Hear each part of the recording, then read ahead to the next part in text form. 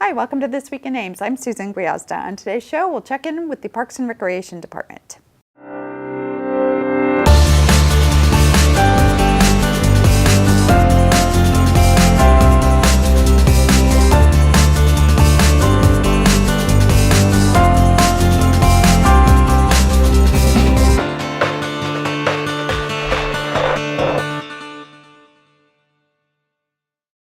My guest today is Recreation Coordinator Katie Kramer. Katie, welcome to the show. Thank you. Glad to be here. It's been a while since you visited us. I know you're really busy. Tell me a little bit about your job and what you do for the City of Ames. I personally coordinate a lot of the youth and adults sports and special events, activities, softball leagues, all of that. So we're really gearing up for a very busy summer with lots of leagues and summer camp programs and t-ball and tennis and a whole bunch of stuff. So. And you have a long history in Ames. You're actually an Ames native? I am, yep. Born and raised here. Went to college over at Coe College in Cedar Rapids, and now I'm back. So it's kind of fun to work with programs that I grew up in, so it's kind of good to give back that way. So you were a former participant in some of these same programs, now you're coordinating. Yep, definitely did basketball, soccer, tried some gymnastics, did some summer camps, so dabbled in a little bit of everything there. Yeah, and it's a really fun world that you live in that it's constantly changing, and physical activity is really something we emphasize now today. Do you think kids today have lots of opportunities to get involved? I would definitely say so. We're always looking to find new programs, new trends, new activities to try. We also encourage the community to come to us for any ideas that they have. We actually currently have pickleball.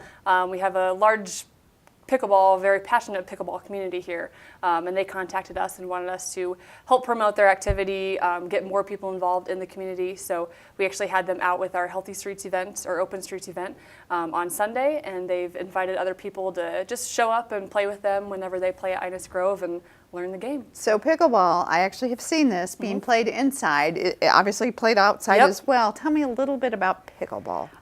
It's kind of a mix of tennis, badminton, racquetball. It's played with a paddle like you would ping pong, almost a little bit bigger, and then a bigger wiffle ball.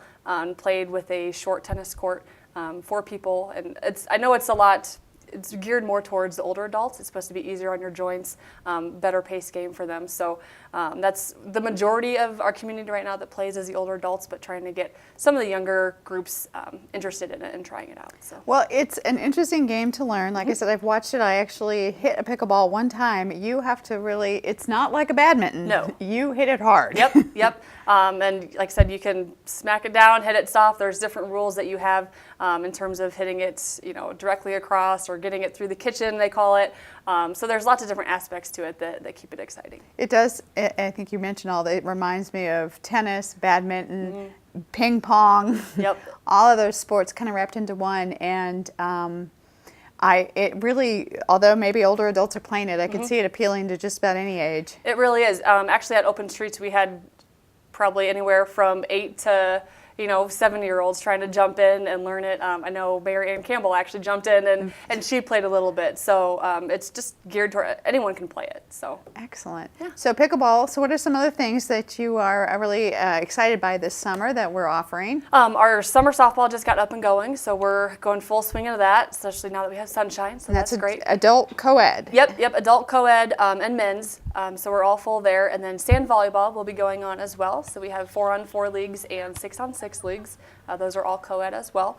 And that registration is coming up next week. So if anyone's interested, they can still register there. Now you can register as a team, or can you register as a singleton? You can register as a team. Generally we take team registrations, but we also do have a sports player pool where anyone that is either new to town or wants to play but don't have a team, they can put their name on this player pool list. And then I actually email those out to the managers frequently throughout the season to try to get them on board as a sub. Sometimes it's a one-time thing, sometimes it's a permanent sub thing where they keep getting called. And we've also created teams off that player pool list too.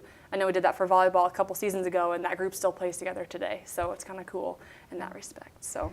And volleyball is really taking off. It's really growing in popularity. Again, one of those games that you can play for a long time. Yeah, we have teams in our league that have been playing with us specifically for 20 to 30 years. So they look forward to it every year. They play on the same night every year, so they're getting excited for it, definitely. And those teams will be scheduled at Innis Grove at the new courts. Not quite yet. We are hoping to be there mid-summer. summer, late fall, just with some weather issues and other issues we've ran into, trying to finish up some other projects too before we jump all the way into that. So we'll finish up at Gateway. We'll utilize Brookside Park and Car Park as well for those leagues. Excellent. So, yep. Okay, and you mentioned some other leagues. Golf? Yep, we have golf lessons. They're anywhere from adults. We have parent-child. Our junior golf lessons will start in the beginning of June. So for an adult, you have to be 15 or older to participate in any of those leagues. And all of the lessons are taught by PGA professional Noelle Shahidi. So she does a really good job with that. We've partnered with her for years for those programs. So we have our next session actually starting next week, next Monday, for parent-child and the adult. And then, like I said, youth will start in June. So. Well, I know the catalog came to our house with all the offerings. One of the ones I always look for every year is tennis. You have a very robust tennis program, always exciting. Yep. How are signups going for that? Going pretty well for that. Those all go pretty strong. Again, we partner with Ames Parks and Fitness for those to offer lessons for kids 6 years old through about 12 or 14.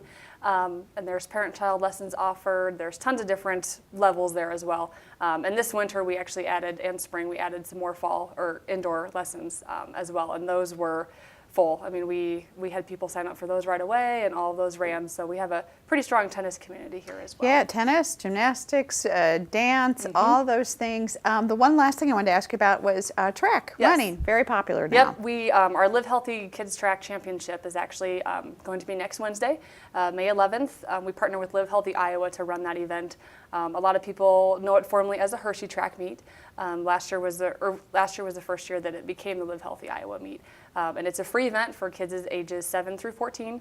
They added the 7 and 8-year-old bracket this year, so we're kind of excited to see how many more registrations we get there. But we usually get about 75 to 100 participants in that, and they can do up to 3 events. There's a softball throw, standing long jump, and then various running events. And how do you as well. register? You can find our form online at www.amesparksrec.org, or you can pop into the community center as well, and then you can just mail off and drop off there as well.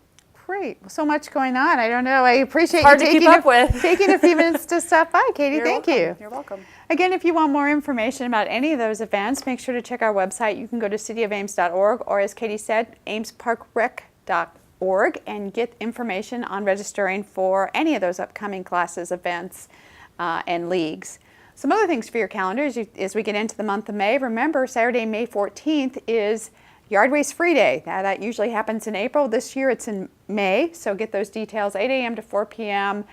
Saturday, May 14th. Again, more information on our website. And finally, don't forget, May is the month that Furman Aquatic Center opens. We'll be opening the pool on Saturday, May 28th, so I hope to see you there.